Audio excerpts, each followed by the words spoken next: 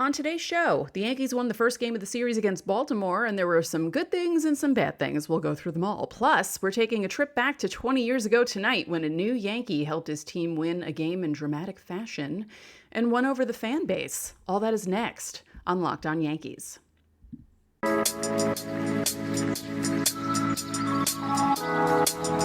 You are Locked On Yankees, your daily New York Yankees podcast. Part of the Locked On Podcast Network, your team every day.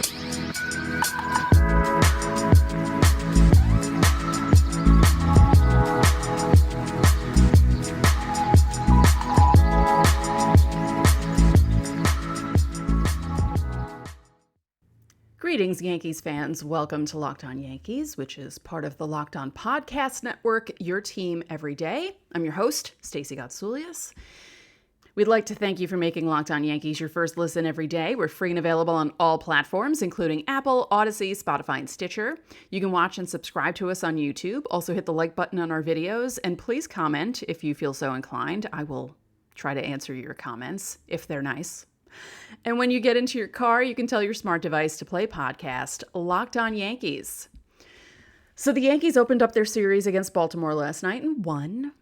And you know things are going well for the Yankees when Jose Trevino hits a 3-run home run.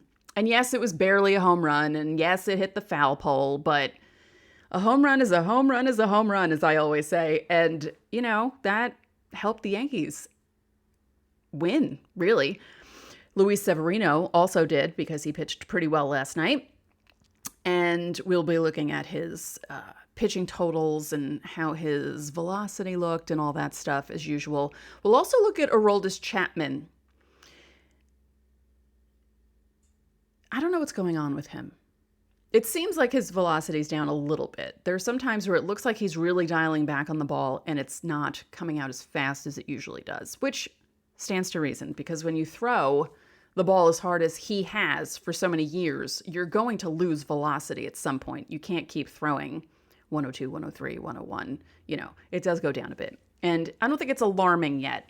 And I don't think his performance last night was alarming necessarily. You know, he did give up a run. We'll talk about that.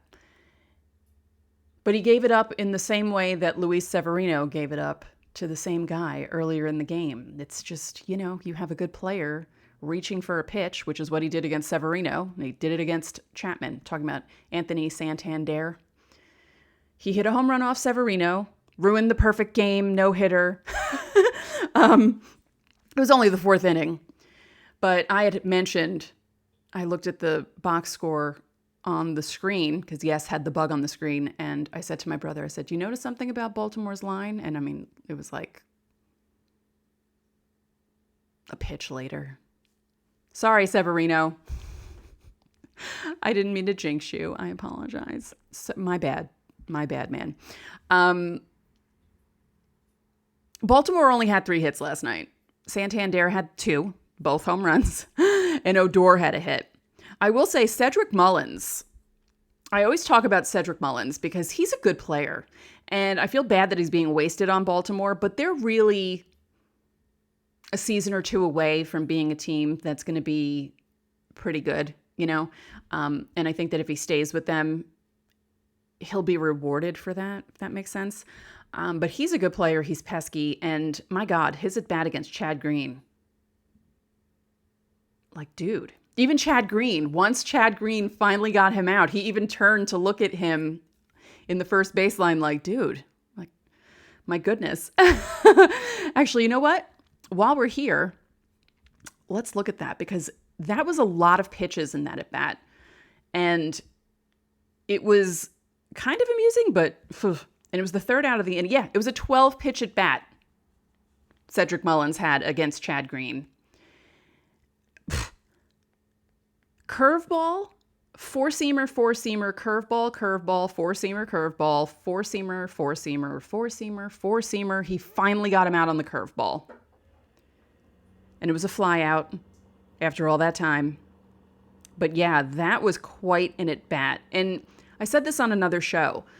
When it gets to the point where the at-bat enters double digits, it usually goes in the favor of the batter at that point. But luckily for Chad Green, it did not, and he got the third out of the inning, the 8th inning. Jonathan Loaisiga looked better last night. He had us worried recently. And actually, he kind of worried me at first because of the hit that he gave up to Odor. And I thought to myself, oh boy, here we go. And then he induced a double play.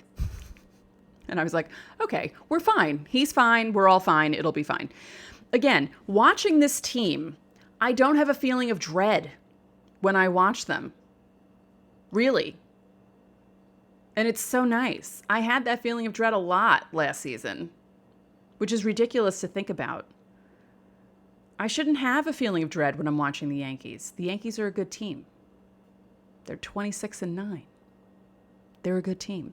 So I mentioned Jose Trevino hitting the 3-run home run. And Donaldson and Rizzo went back-to-back in the 9th inning to give the Yankees a cushion. Now, the fun fact about this, the Yankees have gone back-to-back 4 times this season, and Anthony Rizzo has been involved in all 4 of those back-to-backs.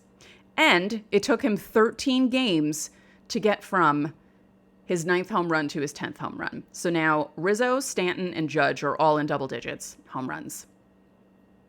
And he was struggling in those 13 games. He was batting in the 140s. So maybe this will get Rizzo on a good swing, pun intended, and he'll start hitting the ball again.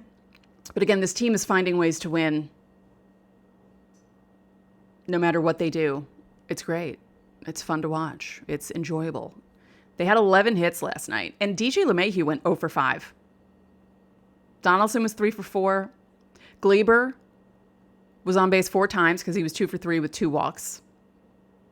The only regulars who didn't have hits, Gallo was 0 for 5. LeMahieu was 0 for 5. Gallo struck out 4 times. LeMahieu struck out 3 times. LeMahieu looked frustrated last night. I will say I was noticing that about him. And Trevino was 2 for 4. He had 2 hits last night. Stanton had a big hit, scored the first run, hit a double, tried to stretch it out to run to third, but he was thrown out at third. And he hit it into that new expanded left field in Baltimore, which looks really silly.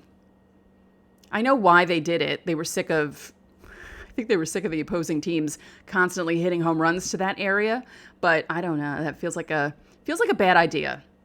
I don't know. We'll see how it goes, but so far it doesn't seem like a great idea because it took nearly a month for Baltimore to hit a home run in that spot in the stadium. I don't know. I get it. You don't want the rest of the AL East beating up on you as usual, but they're beating up on you as usual because you're Baltimore and you're not there yet. As I said, Baltimore has good players on their team, but they don't have enough good players to be a good team yet. But there are some guys on that team who are really good. And I've already mentioned them. Mullins, Santander. That pitch that, not Loaisiga, Severino threw that he gave up the home run on. He golfed that ball. It wasn't a bad pitch from Severino. It was a good swing from Santander. All props to him. That wasn't a bad pitch by Severino. Let's look I want to see what it was because I can't quite remember exactly what it was. But he really went down for that.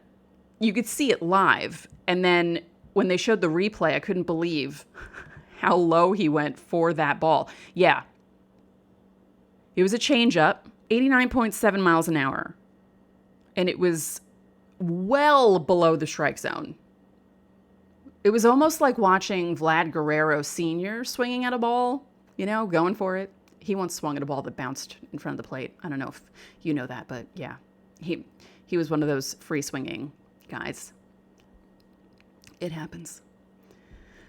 So we'll talk more about this game, and we'll look at Aroldis Chapman's numbers just because some people were worried about what they saw last night. But before we do that, it's time for me to talk about Built Bar. I showed you guys the bar yesterday, and if you didn't watch on YouTube, I was holding up the birthday cake puff. I have them in my possession. They're so good. If you haven't tried the puffs, I'm going to let you in on a secret because that's what friends do. It's a chocolate-covered marshmallow protein bar, covered in 100% real chocolate. And the best thing about this one is it's white chocolate. It's covered with sprinkles. It's basically like biting into a birthday cake, and it's only 150 calories. All Built bars are covered in 100% chocolate. That means with Built, you can eat healthy and actually enjoy doing it. And they're made with collagen protein, which your body absorbs more efficiently and provides tons of health benefits. Go to Built.com to get the birthday cake puffs now. Go to Built, use our promo code LOCKED15 and get 15% off your order. Again, that's promo code LOCKED15 for 15% off at Built.com. Thank you for making Locked On Yankees your first listen every day. For your next listen, check out the Locked On Now podcast, where you get recaps of Major League Baseball games with analysis from our local experts who are taking fans through the season like no other network. It's free and available wherever you get your podcasts. I'm not kidding about the Built Bar Puffs. They're so good. Actually, where are they? I need one. Abby was laughing at me yesterday because after we finished the show, I ate the puff while we were talking about the show, because we have discussions after the show ends, and she was laughing at me because I was enjoying it so much. So let's go through Severino's numbers. He threw 95 pitches in his 6 innings of work. I think it was 6 on the nose, wasn't it? I just want to double check that number. Yes, 6 on the nose, 1 run, 1 hit, 2 walks, 7 strikeouts. Nice job. And the Yankees were able to get to Kyle Bradish, the rookie, 4 1/3 innings, 4 runs on 8 hits, 3 walks, 6 strikeouts. He gave up the home run to Trevino. And then Loaisiga pitched an inning, Green pitched an inning, Chapman pitched an inning. Wasn't a save situation. And I know some people had issues with that as well. We'll get into that in a moment. But let's look at Severino. 95 pitches. He threw 49 four-seam fastballs. His average was 96.1.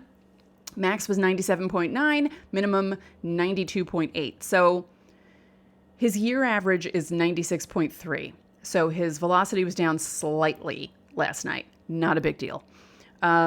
22 changeups, 12 sliders, 12 cutters. This is according to Baseball Savant.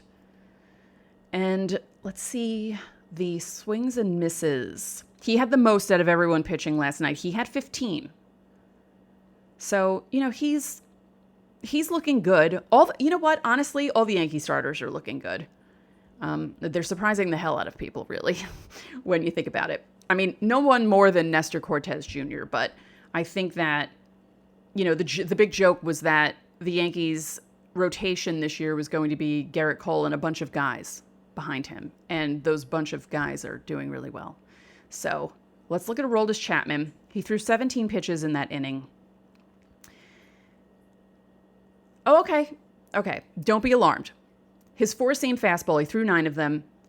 His average for last night was 96.8, which is his yearly average. All right, so that should be alarming, but the fact that his average is staying the same, you know what I mean? Like, it's not great that his average is 96.8 because it's Aroldis Chapman, and he usually throws faster than that, but he's not really decreasing from that average. Does that make sense? Okay. He threw 4 sliders, 2 sinkers, 2 splitters. His slider was actually up from his year average. He averaged 85.8 last night. He's usually sitting around 84.3. The sinker, man, he threw a 100-mile-an-hour sinker. That's crazy when guys do that. He's not the only one who does that, too, but that's just, yeah, that's crazy. Now, I just want to see the pitch that Santander got him on because I feel like it was similar to what he did to Severino. Let's see. I love Baseball Savant because you can go look at all these matchups and all these at-bats, and it's just, I love this stuff so much. When I used to write about baseball, I used to love looking at heat maps and let's see. Oh, it was a splitter. Okay. It was a splitter down and in, but in the zone, but in the lower part of the zone. So it was another pitch that he went down for, and inside, Yeah, and the one against Severino was also inside because it was he's a switch hitter. So he hit home runs from both sides of the plate. And yeah, so one was a splitter, one was a changeup. Interesting. Okay. It was an 89.7 mile per hour splitter. Okay. Interesting. So yeah, the Yankees keep finding ways to win. Again, they have 3 more games against Baltimore. We'll look at the matchup for tonight. We did this yesterday, but in case you missed it yesterday, we'll go through it. It's another night game. They're all night games until Thursday. Thursday's a day game. So it's Tyone, who's also been pitching well, against Spencer Watkins. Okay, so Tyone on the year, 3-1 with a 2.93 ERA, 25 strikeouts. Spencer Watkins is 0-1 with a 5.19 ERA, 13 strikeouts. Let's see how many games that's in. Okay. He started 6 games, Watson, and that's in 26 innings. He has 13 strikeouts with a 5.19 ERA. And then Tyone, 3-1 in 6 starts as well. 30.2 innings, 30 and 2/3 innings, 25 strikeouts. Tyone, as I said yesterday, and as Abby and I were discussing, he's become the pitcher that the Yankees wanted. They were waiting for this. And I think they knew it was going to take a little bit of time for him to get to this point because of what he was coming back from. They didn't anticipate the ankle injury last year and the surgery that he had in the offseason. But as I keep saying about Tyone, it was a nice surprise that he was able to start the season on time, and it's a nice surprise that he's doing as well as he's doing. And in his last start, he didn't last as long. Right, okay. His last 2 starts are against Toronto. May 3rd at home, May 11th in Toronto. The May 3rd start at home, he went 6 innings. The start on the 11th, he went 5 1/3, but he won both decisions. Only gave up 2 runs in the last start, 1 run in the previous start to that. Now, the last time he faced Baltimore was the start before the Toronto start at home. He went 4 2/3 innings, gave up 2 runs on 7 hits. So we'll see how he does tonight. Now, in a moment, we're going to go back 20 years tonight to look at a game that is a Yankees classic. They like showing it. I don't know how recently they've shown it. I mean, honestly, if the Yankees weren't playing tonight, I would have put it on. Hire me, yes, for programming ideas. Just kidding. But before we look back at 20 years ago tonight, this episode is brought to you by RockAuto.com. With the ever-increasing numbers of makes and models, it's now impossible for your local chain auto parts store to stock all the parts you need. Why endure often pointless or seemingly intimidating questioning while the person behind the counter orders the parts on their computer, but choosing only the brand their warehouse happens to carry? You have computers with access to RockAuto.com at home and in your pocket. You can save time and money when using RockAuto.com. Rock Auto is a family business serving do-it-yourselfers for over 20 years. Their prices are reliably low for every customer. Doesn't matter if you own an auto shop or if you're just Joe Schmo in your garage. They have everything you could need, from brake parts to tail lamps, motor oil, and even new carpet. Go explore their easy-to-use website today to find the solution to your auto parts needs. Go to rockauto.com right now to see all the parts available for your car or truck. Then write "Locked On" in their "How did you hear about us" box so they know we sent you. Amazing selection, reliably low prices, all the parts your car will ever need. rockauto.com. It's time to do my favorite thing. We're doing a Throwback Tuesday. Friday night, May 17th, 2002. Yankees against the Twins. Is this ringing a bell? It should be ringing a bell. Okay.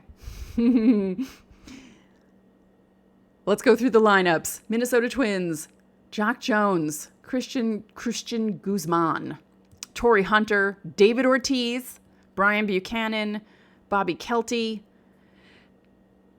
Jay Cannizzaro, AJ Przinsky, Denny Hawking. Your starting pitcher, Rick Reed. For the Yankees, Alfonso Soriano, Derek Jeter, Bernie Williams, Jason Giambi, Jorge Posada, Robin Ventura, John Vanderwall, Rondell White, Nick Johnson at first, and Moose was your starting pitcher.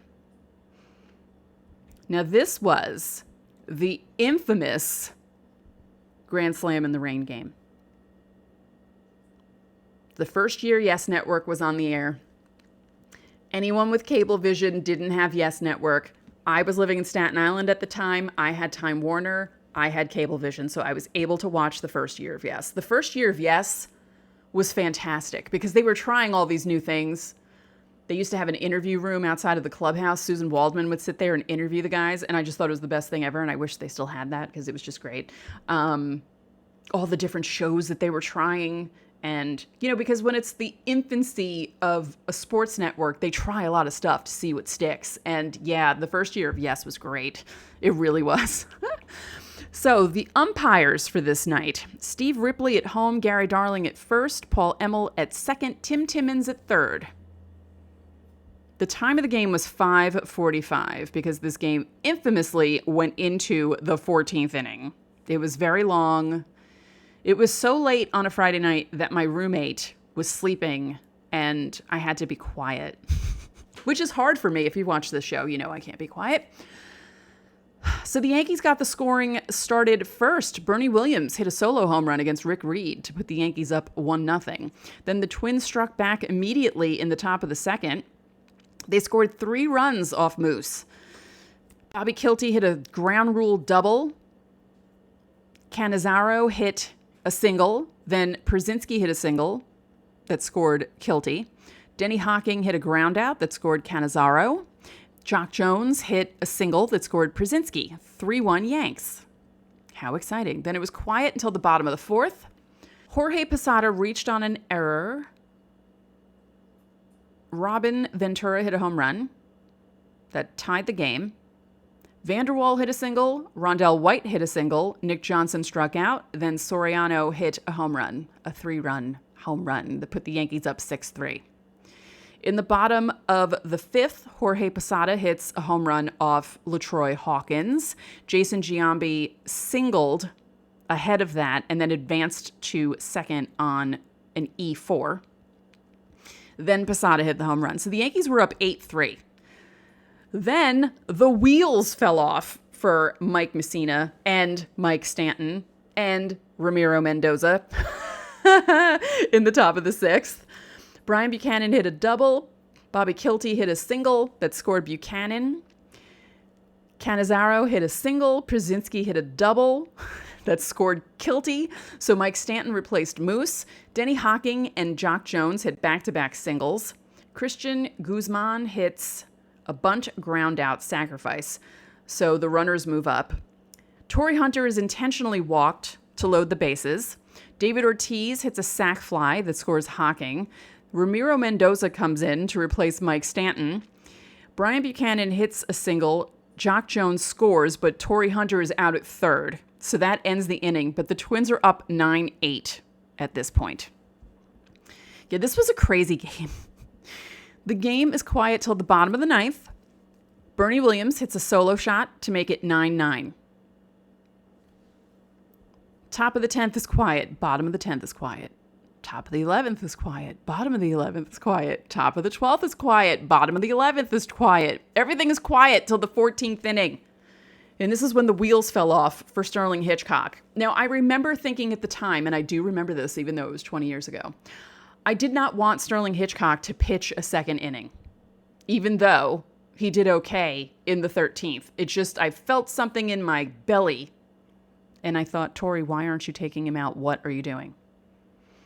So the top of the 14th, Casey Blake walks. Brian Buchanan hits a single. Bobby Kilty hits a single that scores Blake.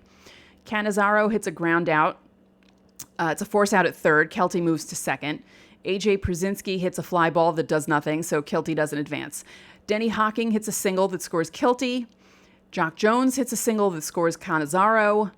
And then Sterling Hitchcock finally gets Guzman out. And it's 12-9 Twins. And I remember being very pissed that Torrey kept Hitchcock in. I thought to myself, is he giving up on this game? What is he doing? Then in the bottom of the 14th, Mike Trombley comes in to pitch. Shane Spencer hits a single to left. Soriano hits a fly ball to left and out. Jeter hits a single to center. Bernie Williams walks to load the bases. And then Jason Giambi. And it was a first pitch walk-off grand slam in the rain. And the Yankees win 13-12. Now, I wish that I could play footage of that home run on the show, but I cannot. YouTube, I would get in trouble. And I would also get in trouble audio-wise because, you're not supposed to really do that stuff with MLB. Even though it's 20 years ago, I would still probably get in trouble. But, do I wish I could have shown that clip because it is forever burned in my brain. And as I said, my roommate was asleep. And because it was after midnight. It was almost 1 a.m, right? Yeah. And actually, it was near 1 a.m. And even though it was a Friday night, I couldn't yell. She was already asleep. So I screamed into a pillow. And I was so excited. Because 1, the Yankees won. 2, Jason Giambi was kind of struggling. He was getting warmed up. And, people were being mean to him because they love Tino. Anytime someone replaces a beloved Yankee, they get crapped on for the first few months until they do something. And everyone mentions this as Giambi's true Yankee moment. I'm of the belief that your true Yankee moment is when you put the uniform on. But this is looked at as his first true Yankee moment, and what a moment that was. Hitting a grand slam when you're down 3 runs is pretty damn cool to win the game. And, the whole dramatic, it's in the rain, it's late at night, it's the 14th inning, the game's gone on forever, he hadn't really been doing anything, and then boom, he hits it. And yeah, Yankee fans ended up liking Jason Giambi. And how could you not? He seemed like a good dude. Seemed like a fun dude. And yeah, that was a fun game, but I really can't believe it was 20 years ago. How? If you said to Stacy 20 years ago that they'd have a sports podcast about the Yankees that Michael Kay mentioned on his show, Stacy would think, what's a podcast? What is a podcast? I don't think I knew what a podcast was in 2002. I'm sure they were around, right? I think podcasts have been around for a while. They just weren't as popular as they are now. So yeah, that was 20 years ago today, or 20 years ago tonight. So think about that. If you're up at close to 1 a.m, just remember, hey, Jason Giambi hit a grand slam 20 years ago right now at this moment. 2002.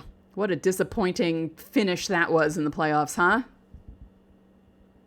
I still don't like the Angels for 2002 and 2005, and it's been so long ago. Even after the Yankees beat them in 2009, I still hold a grudge against the Angels. So, Yankees, Orioles tonight again. Tyone is pitching. See how he does against the Orioles, if he builds upon his last start, if he continues the role that the Yankees starters have been on recently. And we'll see if last night's home run sparks Anthony Rizzo to hit more home runs. That'd be great. We'll probably see Aaron Judge back in the lineup. Had a night off last night, so he was busy being cheerleader. And yeah, we'll have the recap of that and a preview of the next matchup after that. And any other Yankees news that happens, we'll have for you on the next show. But for now, that's it for this episode of Locked On Yankees, which is part of the Locked On Podcast Network, your team every day. I'd like to remind you that you can listen to this show in Apple Podcasts, Google Podcasts, Odyssey, Spotify, Stitcher, or anywhere else you get your podcasts. You can watch and subscribe to us on YouTube. Again, like our videos and comment on them as well. I will answer them as soon as possible. And when you get into your car, you can tell your smart device to play podcast Locked On MLB. Now make your second listen of the day Locked On MLB. Paul Francis Sullivan, please call him Sully, brings you his unique perspective on the major leagues, both past and present. It's free and available wherever you get your podcasts. One more thing, if you could be so kind, please rate the podcast and spread the word about this podcast to your fellow Yankee fans. We would really appreciate it. So enjoy your Tuesday, and we will talk to you tomorrow.